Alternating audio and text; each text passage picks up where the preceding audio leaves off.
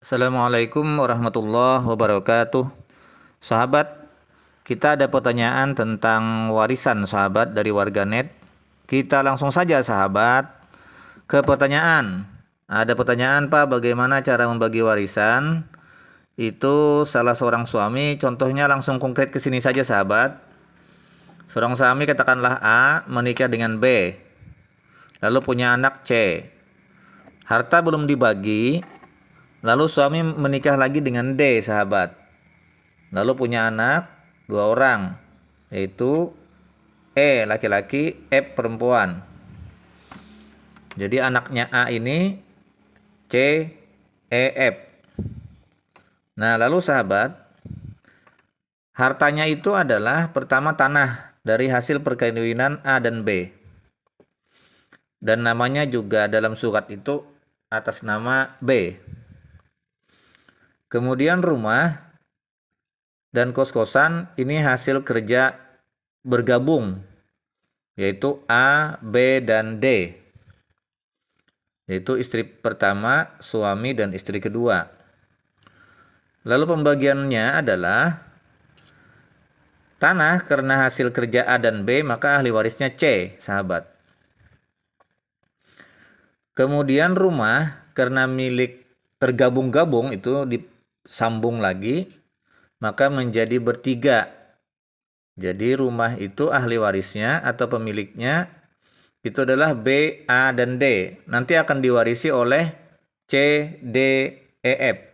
Tapi nanti itu bagian berikutnya. Nah lalu sahabat, dalam Islam harta warisan itu sebelum dibagi, ini kan yang meninggal B nih, A. Karena B sudah meninggal duluan. Nah kalau B meninggal duluan, ahli warisnya pasti C. Nah tadi kan sudah nih, tanah ahli warisnya C. Sekarang A yang meninggal. Nah, dalam hukum Islam, waris itu sebelum harta warisan dibagi, maka dia harus dibagi atau dibersihkan dulu dari satu hutang, dua wasiat, tiga pajak, empat zakat kalau ada yang tertunggak, demikian juga pajak tadi, lima kemudian pengurusan jenazah, enam harta perikatan atau harta kongsi itu dibersihkan dulu atau dibagi dulu. Kemudian berikutnya harta perikatan atas ikatan suami istri, yaitu gonogini, dibagi dulu. Nah, maka di sini harta bersama itu adalah rumah. Maka rumah ini harus dibagi tiga dulu karena pelaku utamanya adalah A, B, dan D. Rumah dibagi tiga supaya kita mudah membaginya. Kita katakanlah konversi ke uang 900.000 harta rumah itu kalau dijual. Nah, karena A yang meninggal, maka tadi rumah harus dibagi.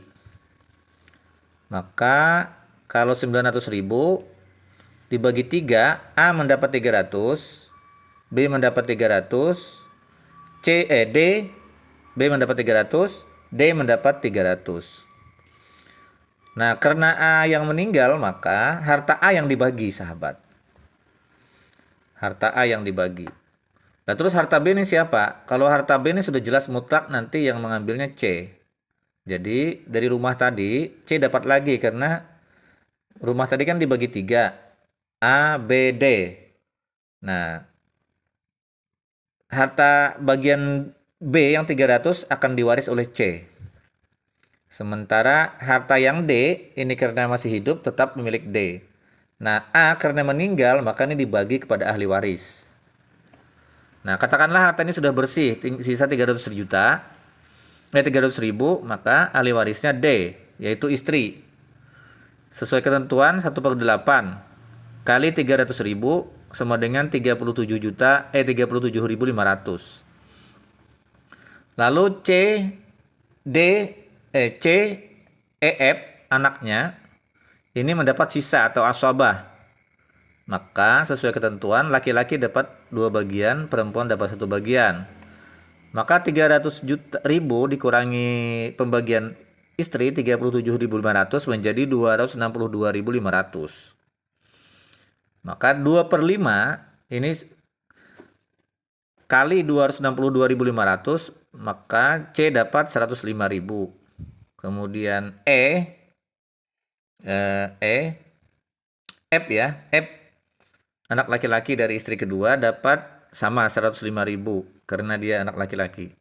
Kemudian anak perempuan 1/5 dia dapat 52.500 saja. Nah, kesimpulannya C yang paling banyak dapatnya karena dia mengambil dari 2 sisi, bahkan 3 sisi. C dapat tanah dari warisan ibu dan ayahnya yang pertama, terus pernikahan pertama. Tambah lagi dia dapat lagi 300 dari pembagian harta bersama atas rumah milik ibu. 300. Dapat lagi 105.000 dari harta almarhum ayahnya atas nama waris. Yang ini tadi 300.000 dibagi beberapa orang tadi 4. Kemudian D dapat 300.000 karena dia atas harta rumah tadi. Nah, karena milik dia memang. Karena dibagi 3 tadi dapat 300.000 dia. Kemudian ditambah lagi 37.500 atas harta warisan suami. 1/8 dari 300.000. Kemudian F dapat 105.000 karena dia dapat bagian juga dari harta ayahnya.